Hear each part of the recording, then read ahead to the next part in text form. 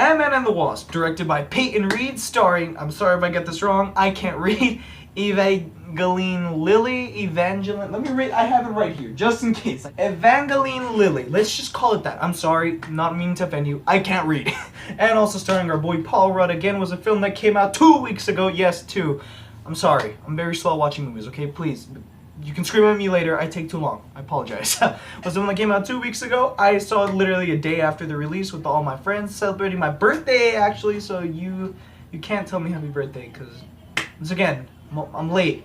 Ridiculously late. I'm sorry. And here's what I thought about the movie. Okay, so this is honestly a very weird movie of coming out this year, especially that it literally comes out only a couple of months after possibly one of the biggest event films of all time. To see that after something so big, like, how are you gonna be able to, top that in a sense? Not that it has to, but it's like, what is Marvel gonna be able to do to pull that off? And honestly, I'm gonna say it, once again, this should be said honestly at this point, it's pretty much the formula with every Marvel movie, a good formula, that I'll just say it quickly and then I'll go a little bit more into detail after. The film has great characters, the film has a really good story, and so much fun to watch with the action. Oh my god, that scene with the Hello Kitty Pez thing, the Pez dispenser, it's so much more fun in theaters, like 10 times. Oh my god, I love it. But honestly though, with all that being said, after seeing such a big film like Infinity War, you kind of, in a sense, you're not necessarily disappointed, but I guess, naturally, I just didn't have that big of an impact with it. Once again, it's not the movie's fault, it has nothing to do with the way Peyton Reed directed it, nothing to do with the characters, the performances, like, all of it was great, all of it, I had so much fun. I honestly am gonna even say that, yeah, I confidently can say that I think I enjoyed it a little more than the first one. Even no matter what I can say about either of the movies, just compared to Infinity War, such a ginormous film that I don't know, I don't want to say I was disappointed, because I don't blame this movie at all once again, but it's just, I don't have such big excitement, I guess, for this movie. Maybe that's why it took so long. No, that's a lie. This review didn't take that long for that. It's just, I'm slow. But there's still a lot to talk about and a lot of love about this movie, so now let's get into detail with that. Let's get into the great stuff. The characters. Paul Rudd. I still can't say her name. Let's just call her the Wasp. I'm sorry. Miss Lily, I know that's your last name. I can't say your name. It's not your fault. I'm just stupid, okay? Both of their performances were fantastic. The chemistry was great. It was literally after the same month with watching The Incredibles 2. I can finally speak, thank God. It's just fun to see that kind of companionship happen again. And I just see a big film with a female character. Come on, Hollywood. No, I'm kidding. I understand. It's not really a big deal for me, honestly, if I have to get into that. Like, it's cool. I love it. I do promote it more. I think every person with color or gender or sexuality should equally get their own big films, and especially good, which is what matters. Ghostbusters. We'll talk about that another day, please, not right now. That's the most important thing, and I loved Wonder Woman last year, really happy with that, and it's great to just see it again. It doesn't add extra points to the film, but it's just cool, okay? It's nice, and the Wasp is a fantastic character. Love the actress in the movie, had a lot of fun with her, as usual. She was already good in the first one, so there's not really much to really say about that. Specific comedy based, mainly. That's a weird word, okay.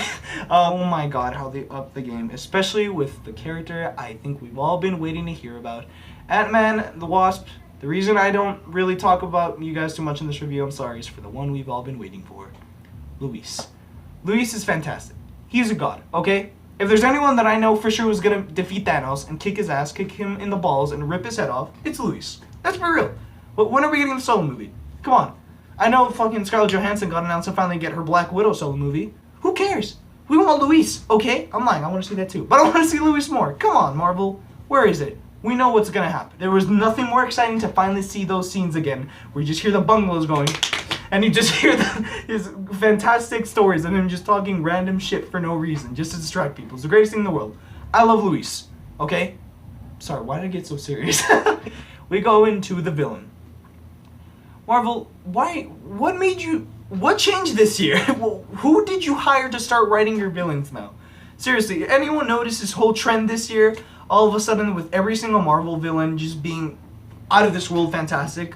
And yeah, that's another thing that makes it better. Love the villain in the first one, not really that interesting, but he does his job, your everyday corporate, corrupt, extremist maniac bastard. That's one way to say it. It's what you expect, but they went really far once again with this one. I'm not going to relate her more to Thanos.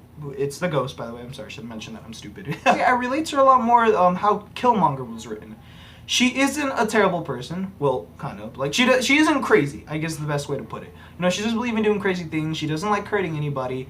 But she, like Killmonger, has a lot of pain. Is in literal pain. She has a lot of pain due to her being, I believe, the point of the story, which, spoiler alert, if you haven't seen Ant-Man and the Wasp, I know it was 2 weeks, but it's still... So get out of here.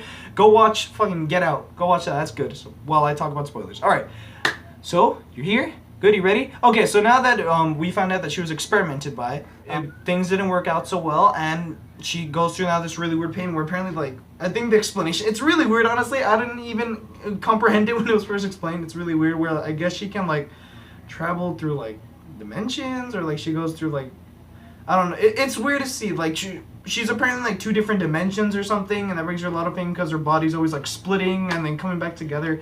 It's really weird. You'll see it in the movie. And I think most people, who know the character anyway from the comics could understand that. So maybe you can explain it better than me. But the point is, she goes through literal, like, insane pain, apparently. And her big goal throughout the whole movie is her trying to fix it and cure herself.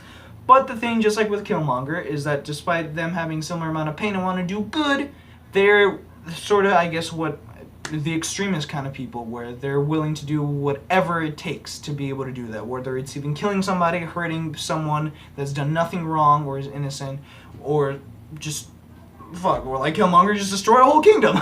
Really very kind stuff. You know, it's even weird to see that because of the way that Marvel's been running their characters that way, that there's a lot of crazy people now that I've even seen when Thanos came out in Infinity War that are somehow defending them and thinking they're actually good people and that they're just misunderstood. Like, it's crazy. Like, there's actual videos on that all over YouTube that have decent amount of people that agree.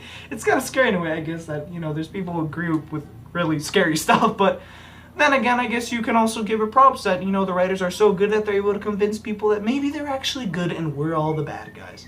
It's obviously probably not true, but hey, it's an interesting way to think about it. It's just a great Marvel movie. I guess that's the best way I can say it. Nothing amazing, nothing breathtaking, nothing big that we can talk about. It's just great. I thought a lot about this, and I'm going to give Ant-Man and the Wasp an 8.5 out of 10. Better than the original. Fantastic comedy.